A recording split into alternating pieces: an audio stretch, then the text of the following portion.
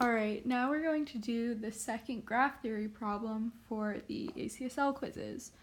So this problem asks us to construct an adjacency matrix for the graph below. So I'm just going to set up my adjacency matrix by labeling each side of the graph with all of the vertices in the graph. So A, B, C, and D, and E on both the horizontal and the vertical axes. An adjacency matrix is looking at which node goes where and uses booleans, so 1 for true and 0 for false. So if A goes to A, I would put a 1. If it doesn't, I would put a 0. So now we're going to look at each node. So now A goes to A, so that's a 1. A goes to B, 1. A does not go to C directly, 0. A goes to D, 1. A goes to E, 1. You want to make sure that each node is going to the next one directly. So A goes to C through B, but it doesn't directly go to C.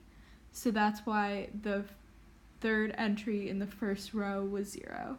And I'm just going to keep doing this for the rest of my graph. So I look, C does not go to A, C does not go to B, C does go to C because there's a loop, C goes to D, and C does not go to E.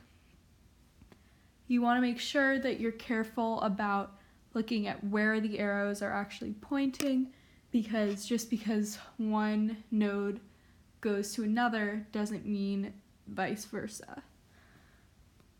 So, almost done with my graph now.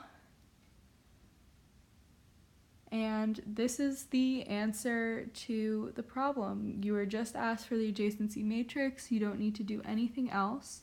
Sometimes they put hard brackets around it, but that's your answer. And again, watch out for the direction of the arrows when you're taking the quiz, or else you will get a 1 where you should get a 0, or a 0 where you should get a 1.